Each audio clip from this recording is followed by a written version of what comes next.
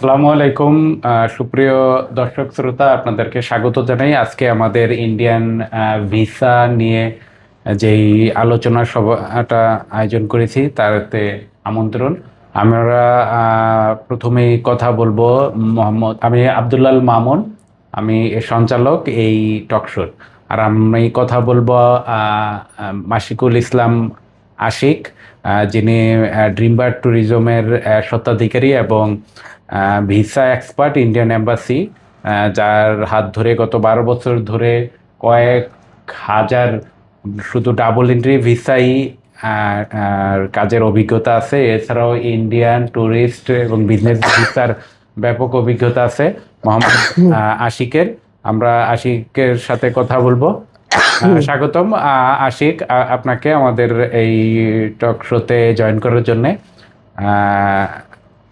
Double entry visa নিয়ে আপনার অভিজ্ঞতা একটু আলোচনা করুন। আসসালামু আলাইকুম। আমি আশিক, স্বত্বাধিকারী ড্রিমবার্ড ট্যুরিজম নেটওয়ার্ক। তো আসলে ডাবল এন্ট্রি ভিসাটা খুবই ইম্পর্টেন্ট, কারণ ডাবল এন্ট্রি ভিসাটা হলে আসলে ইউরোপের স্বপ্নটা সফল হয়। কারণ এখন অনেক দেশে যাওয়ার জন্যই ডাবল এন্ট্রি ভিসা নিয়ে দিল্লিতে যেতে হয়, তারপর এমবিসি ফেস করে ইউরোপের ভিসা নিতে হয়। যার জন্য ওই ডাবল এন্ট্রি ভিসাটা হচ্ছে ইউরোপের ভিসারই একটা অংশ। তো এই ভিসাটা হচ্ছে খুব গুছালো ডকুমেন্টস না হলে ভিসাটা হয় না। আর এটা অবশ্যই আপনাকে কোনো একটা বেসিক্যালি ডাবল এন্ট্রি কাদের জন্য? যারা তো শুধু ইউরোপে যাবে, যেই এম্বাসিগুলো ঢাকাতে নাই, দিল্লিতে অবস্থিত, ওই ভিসাগুলো ফেস করার জন্যই তো যেই লোকগুলো যাবে তাদের জন্যই তো double entry visa. Is correct? হ্যাঁ হ্যাঁ, আচ্ছা, ঠিক আছে। আচ্ছা, এই ডাবল এন্ট্রি ভিসার জন্য আসলে বেসিক কি কি কাগজ লাগে যেগুলোর জন্য তারা আবেদন করতে পারে? ডাবল এন্ট্রি ভিসার জন্য হচ্ছে যেমন ইন্ডিয়ান ভিসার জন্য কমন কয়েকটা paper: passport, photo, NID, utility bill, bank statement, পেশা অনুযায়ী ডকুমেন্টস।